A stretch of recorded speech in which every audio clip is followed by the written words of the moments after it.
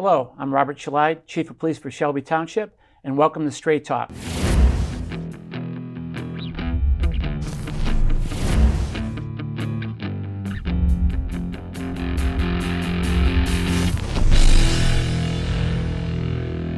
Today we have a very special program.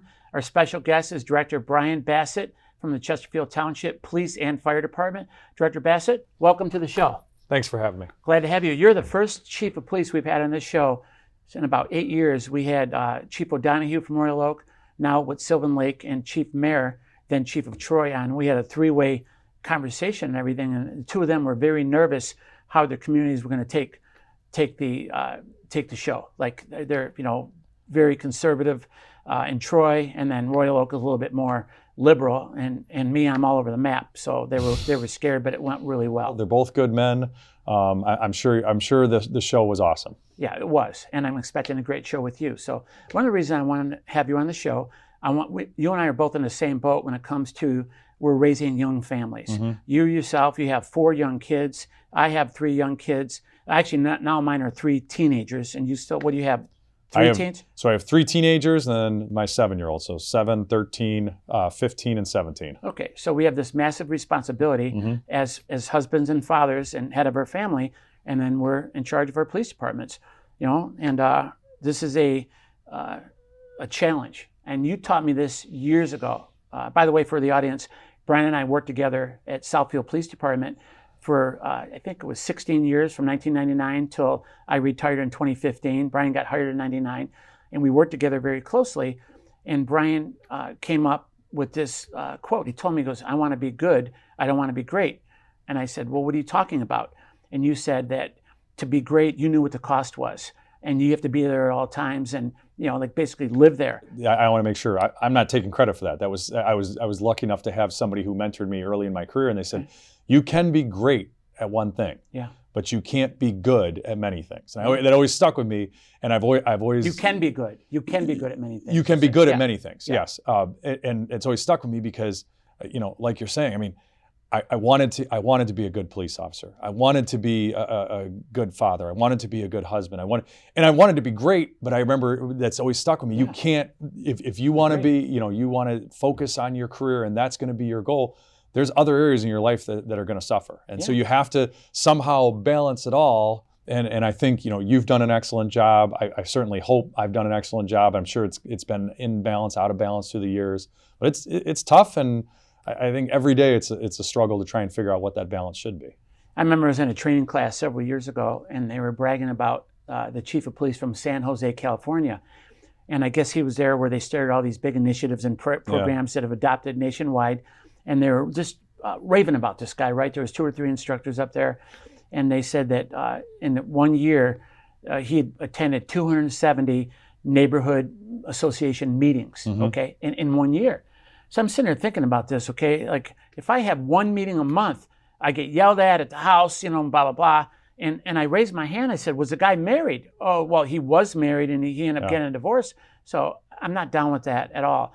My family, I also like to say my family comes first, and it does, but in reality, my job comes first, and here's why. Because no job, no family. Okay, what woman is going to put up with a man that doesn't work and everything? So we have to walk a tightrope. You mm-hmm. and I, when it comes to our families and to our work. And sometimes we have to tell the wives and the kids, "I can't do it. I have to do this. This is my career, and that's the bottom line." Do you agree with that? Or I do, and I'm curious because I have always thought about this. When have you decided to go for different promotions and advancements, and when have you passed? Because I've always struggled with this, because the reality is there's a piece of me that wants to go for everything. Yeah. Like, because that's who we are, right? And I always struggle with, is this my ego, or is this what's actually best for my family? What's best for so I've never. So how have you decided to take different opportunities in your career? I usually gauge the mood of my wife, and see if I can get away with it or not. You know, and there's all kinds of things I want to do. I went to the first International Association of Chiefs of Police conference last year. I haven't been in 5 years. It was my favorite thing to do every year, and it just got harder and harder to be away for a few days. My kids, like yours, they're heavily involved in sports, mm-hmm. figure skating, lacrosse, hockey, golf, baseball, everything you can think of. And we only have 2 drivers, her and I, you know what I mean? So just gauging the mood and everything. And now that the kids are getting a little bit older, my oldest is driving, your oldest is driving. You're going to have 2 drivers at the end of the month, Soon, right? Yes. Yeah. And that's a big deal for us. But then there's another set of worries where we worry about the young drivers, tooling around, right? Every time they go out, like, oh, yeah, I cringe when they go out. And when they get home, thank God, right? Do you have the same process? For sure. Driving, and I think we have an extra burden in the fact that what we do, we see all the horrible tragedies that these kids can get involved in, right? We see the downside of that freedom that they now are blessed with. And it's a struggle when I see, 16-year-olds and they get into some horrible crash, and then I give the keys to my 17-year-old. It's scary. It's a scary prospect. And, like I said, I'm going to have 2 soon. It's tough. It's tough balancing knowing what we do, understanding how, the downside of that, but then also making sure that we give our kids an opportunity to go out and be themselves. Yeah. You have an interesting challenge with Chesterfield Township where you're in charge of the fire department also. Mm-hmm. You're the director of public safety. I have, that's a total different world to me. What do you have to do with that? It was, as you mentioned at the beginning here, right? We were raised, in a police department, grew up, learned everything we know about the business. I thought I knew everything about public safety, right? Because, you've been around fire, but you think you know it. My brother serves as a firefighter. He served as, a firefighter paramedic for over 2 decades. But when I took the position in Chesterfield and became the public safety director, it was fascinating becoming part of a whole nother culture, a whole nother philosophy. And it's a different approach to the business. Last year, I had the opportunity with the support of the board and the township supervisor, to attend the fire academy. That was fascinating to me because, again, I spent my entire life with this one philosophy and paradigm of law enforcement. And now all of a sudden I was in this philosophy of the fire service, and it is very different.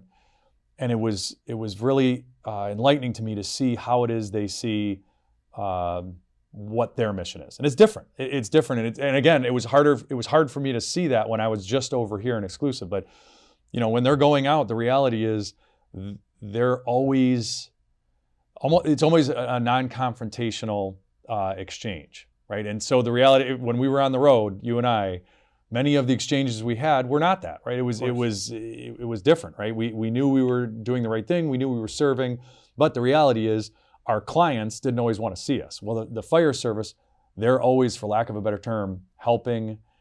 They're always in that service model, and it was just the two are different, and having to meld the two and then provide first-class service on both has been very interesting to me, but also very challenging. And I'm lucky because I have a good administrative team, on both sides, the fire side and the law enforcement side. But it's, I hope that the firefighters that I serve, I hope that the police officers I serve feel that I've been serving them and taking care of them. And I'm doing my best. And I'm sure that we could talk about what mistakes we've made, but I'm doing my best to try and serve both sides of the house. So you went to the fire academy, and I know you're in your mid-40s. Aren't there all kids in their 20s in the fire academy? It was hard. It was hard because, from my perspective, your perspective, they were all kids now. I'm literally they were the age of my kids. One part of me, it was fun and it was invigorating because I think when you're in this business for so long, you kind of sometimes you get a little jaded, right? You get a little, maybe you're not quite as excited to serve. I was with 40 some young people who were all excited to get into public service. Yeah. And it was fun. It was reinvigorating for me to be with those people who were just excited to go out and do the job. Sometimes you talk to the veteran who's been there for 25 years, right? He doesn't have that same attitude, including myself. I've been guilty of it. But it was fun to do that. It was physically more demanding than I expected. It was just a lot of brute force. But I enjoy training. I enjoy a physical challenge. It's always been fun for me. But it was more than I expected, and they gave me a run for their money. But I also gave those kids a run for their money too. So I did okay. I held my own. Well, better you than me. You would have done just fine. I'm proud of you. Well, I couldn't have done that. I'm 56 years old. No, none of that for me. But I'm proud of you for going through that. And leading by example, leading from the front, and letting the fire guys know that you mean business, and that's exactly what you did. Well, and it wasn't that I wanted to say I mean business. It was that I wanted to. Part of it was almost for respect for what they do. Yeah. I wanted them to understand that I'm willing to do the same training. I'm willing to do the same things. Whether I'm down on my hands and knees and dirty and crawling through something, if I expect someone to do that, then I'm never going to do or have somebody do something that I'm not willing to do myself. Great point. Whatever it is, and I know I've worked with you long enough. I know that's true for you. Yeah, that you're not asking anybody to do something that you wouldn't do. Yeah. Number one rule of leadership: you can't do it; they'll see right through it. You made an interesting point a minute ago about how important it is to have the right or good administrative staff behind you. That's the key to my entire success with Shelby Township and at Southfield. Obviously, you were my right-hand man at Southfield, and we had a lot of fun together. It was a lot of fun. I'll tell you that right now. One of the highlights of my entire career. But at Shelby, we were able to do something a little bit different, where I watched, Joe Thomas was the chief at Southfield for a long time, and then Eric Hawkins after that. Well, they would get their deputy chiefs through a second-hand company would come in and pick who their number two is, okay? I always thought that was odd, and especially with Thomas, who was there forever, okay? He was chief there forever. Who would want a company to come in and pick your number two? What company in America would allow that, okay? You know who the players are. You know who you want. You know who the talent is. And I would never, and I think we had a lot of problems at Southfield because of that. I mean, we had two deputy chiefs that hated each other and feuded for years. I mean, for 10 years, they hated each other, and it hurt the police department. And I don't think the chief liked either one of them very much, if that makes any sense. Just saying it the way it is. Do you agree or disagree? You're laughing. Well, I think those some of the top leadership roles, they're always struggling for resources. So that's why oftentimes, not picking on any one particular agency, but I think you oftentimes see that push and pull and that struggle between those positions. I mean, haven't you ever experienced that? And I don't want to pick out, but even within our own organizations, when you have different department heads, right, we're all struggling for some of the same resources. Okay. So I think at times there is that push and pull and that friction that I think happens. And if that's happened in your experience, then you let me know. No, you're always the voice of reason when it comes to that. But what I decided when I became chief that I'm not going to do that. I'm going to do whatever I have to do to pick my own number two. And right now I'm in a great position because I could pick my number two and my number three. We did this through contract negotiations and gave up a little bit more to the unions than we normally would have. But I think in the long run, over the rest of the history of the Shelby Township Police Department, whoever's running that department is going to be pleased. And as long as they hire the right person. You don't want to hire some bum that's going to pick his buddies or anything like that. You want to hire the most competent, capable people, okay? And one of the big things in administration, in my role, and I'm sure in your role too, is I need my number two and number three to be loyal, period. Now, you remember back when President Trump asked James Comey if he was loyal to him, okay? And I don't know what Comey's answer, he danced around it or whatever. I got in a big debate with a bunch of guys at a Chiefs conference up in Michigan, and we were talking about that. And I thought, I made the statement, who doesn't want their top staff to be loyal? And there was actually a couple of federal guys at the table, and they went crazy and basically bad-mouthing loyalty. And I don't break the law for anybody. I said, who's asking anybody to break the law? There's a big difference in breaking the law and loyalty. So we went on, and these guys were just heels were dug in. I don't know if they didn't like Trump or what. I don't think that was really the case. I think they really believed that was an inappropriate question. The reason I'm bringing this up to you, let me tell you that the people I have in my immediate circle are loyal. Period. And if they weren't, they wouldn't be in my circle. Period. Now, do you run your shop the same way? And to second your point, I think that making sure, and so we'll use another term for loyalty is all pulling in the same direction. Yes. And it is almost impossible, regardless of how talented people are, when everybody's pulling in a different direction. Yeah. So hands down, loyalty is so critical to being successful. And when you have challenges in that area, it's a tough thing to do. I agree. And loyalty is a two-way street. I don't want anybody in the world, not my kids, wife, any friend, to be loyal to me and not expect it in return. I'm giving it back 100%. That's just the way I'm wired. Yeah. You agree? 100%. Yeah, you got to give it back. I've had people tell me before you're loyal, and it's like, I'm right back loyal to you. Don't be fooled. Don't walk around here thinking you're only loyal to me. Yes. It's a two-way street. It's the challenge of being in our position. And I think a lot of people expect somebody's just going to follow you, and I mean, if you're not loyal to them, they're gonna pull in that other direction, and that's gonna be a problem. I agree. It's tough though. It's tough especially when you're dealing with an organization. As you know, your organization, you're part of a growing township. So in the time that you've been here, I know that the police department's had an opportunity to grow quite a bit, and I'm sure that's been a challenge for you. I guess, and I'm not sure, so I'll let you give the stat from when you started to where you're at now. How much has Shelby Township Police Department grown? 33%. In sworn officers and 40% overall in overall staff. So and that's huge. Huge growing pains and everything. We had to, we added a second deputy chief back a few years ago, and that was a big deal. The current deputy chief at the time didn't like it, and I said, you have 40% more responsibilities. I'm not cutting your pay. I'm not cutting your benefits. Blah blah blah, and whatever. And we needed it. And now we're back to a one deputy chief and one captain situation, which I really like. The captain runs basically operations. The deputy chief runs all of administration, keeps his eye on the prize, and then I deal with the elected officials mostly and quarterback the department, if that makes any sense. And that works out really good for us. And so let's get back onto another topic here. What at your police department and your experience at Southfield? Oh, by the way, for our audience, Brian was the acting chief at the Southfield Police Department for just over a year.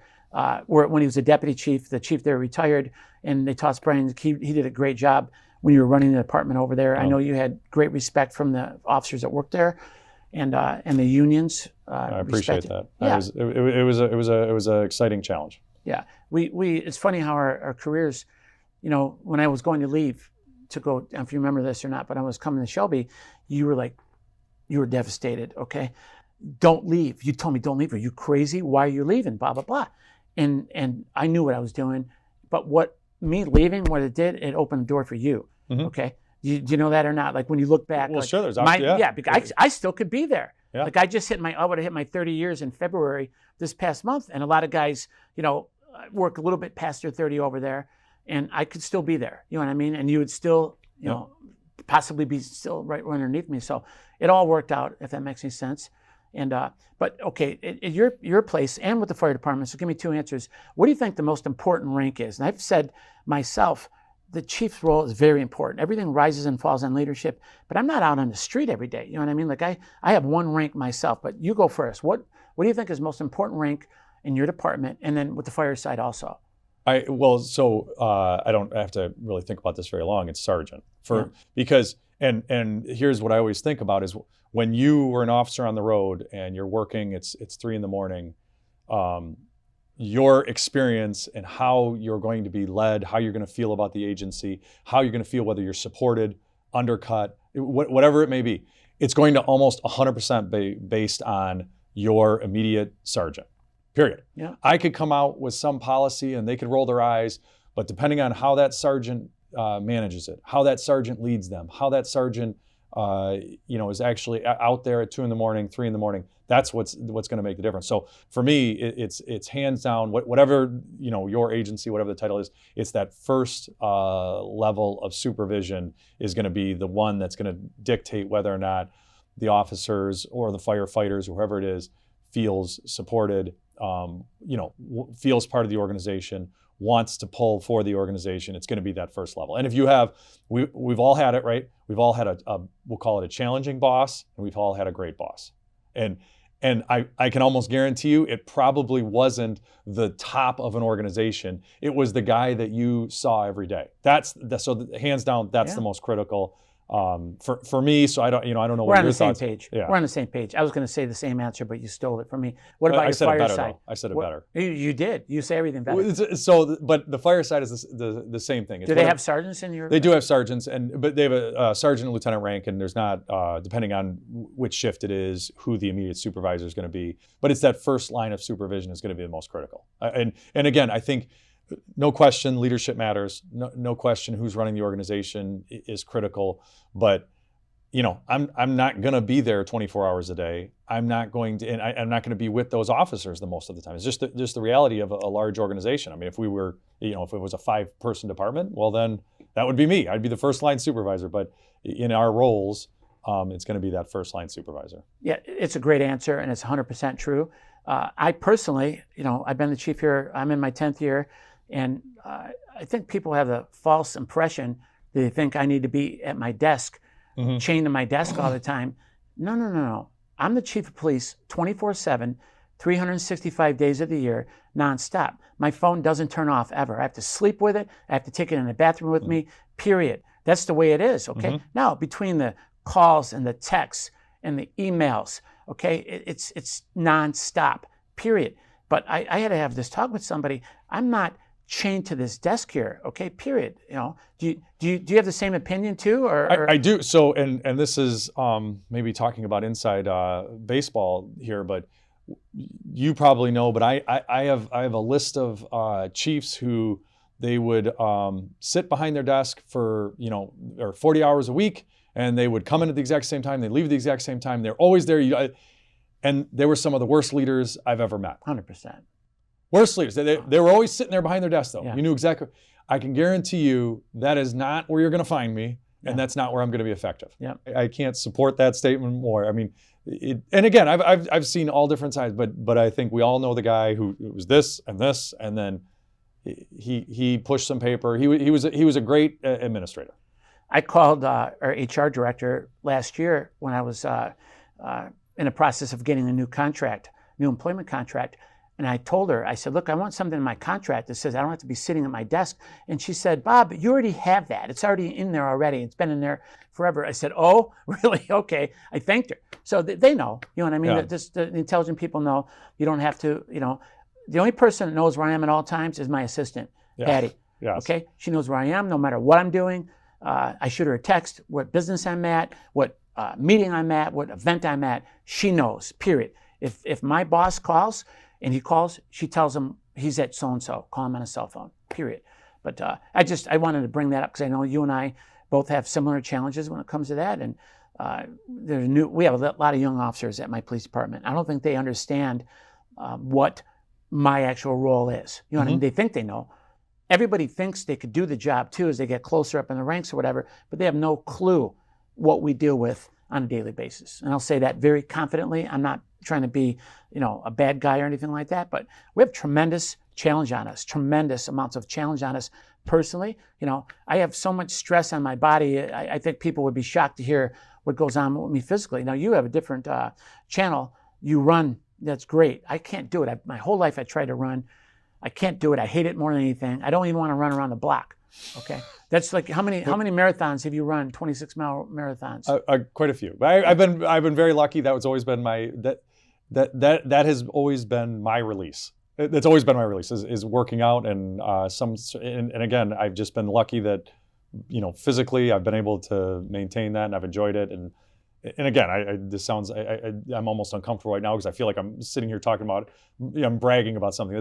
But it's just been something that I've been lucky to be able to maintain through the years and keep doing, and I've enjoyed it. I know some people see it as a task to do, but I feel lucky when I get to do it because I'm like, oh, look at that, I got it in. I enjoy it, and I actually, if I don't get to do it, then I'm it didn't happen. But I mean, that's always the struggle, as we talked about earlier. The struggle of family and work commitments and trying to keep all of this in balance, and each one of those areas is constantly pushing and pulling on the other area. And I don't think any of us, until we're dead, will ever figure out what the right balance is. Yeah, it's funny because this is something my mom always has said, and it's so true. When we're in the stage that we're in right now, we are in probably the busiest points in our career. You're in the busiest points in your personal life and the family and it all comes at one time, right? When we were 20, we didn't have it, but we thought we were busy. Now we're in the middle of it, and then at some point you and I will be retired and we'll be sitting around, and you won't have all these, but it all comes at once, and somehow you're trying to do it all at once. And I don't think you can ever do it all, but we're in a challenging season of life. Is all there is to it. You were pretty young when you had your daughter, when you had Ella. Were you 28? Yeah. 28? Yes. That's pretty young. I saw a guy the other day talking. He said he's never met anybody in his life that didn't wish they had their kids earlier. And that I fell on the ground when I heard that. You know, my first kid popped out at 40, I think I was 40 when I had my first kid. Okay. And when I sit and think about like my life now, you know, I could do a lot more at the police department. Okay. I could be a lot more involved in everything like that. And I want to be, but I'm not going to miss my kids growing up. Yeah. So it goes back to our original conversation about balance. And I think I do a good job. You know what I mean? Balancing it. I don't know if all my officers feel that way, but that's fine. There is a chain of command, and we do have 6 different ranks, period. My job is to supervise 2 people, my deputy chief and my assistant, period. So if you have a problem, you should talk to your supervisor. Maybe they're failing you with their leadership. Does that make any sense or not? It does. You know what I mean? It does. I don't supervise you, period. I've had people through the years that want me to do a song and dance for them. Like, I look, okay, I'll do it for a while, and then I get tired of doing it. It's like, okay, wait a second. You're 3, 4, 5 levels below me, period. You have a supervisor, period. So I don't know if I'm sounding like I'm a bad guy, but it irritates me once in a while. Do you ever feel like that too? Like certain people want you to... On both sides, it's tough because I'll have, sometimes I'll have supervisors who are looking to me to address issues within their chain of command. Yeah. And I'm thinking, I'm supervising you. Right. That you're supervising your team. Right. And I want you to come up with how to manage that situation. So that's a challenge that I'm sure you've dealt with a lot. It's a challenge I've dealt with a lot. And I think what it is they don't necessarily know how to deal with that, and they're looking for a scapegoat. And so sometimes they're looking to you. That's a tough one, and I don't have the answer to that, but it's a constant challenge. And I know we're on the same page. That's for sure. I agree. Well, I hate to end the program on this note. We're just starting our conversation. You would wish that you'd hear the end of the conversation off camera we're about to have as we go to lunch and discuss a lot of things. But I've really enjoyed having Director Bassett on the program. Thank you. And hopefully you'll have more of this in the future. We'll see you next month. You've been watching Straight Talk with Chief Shelide. Thank you.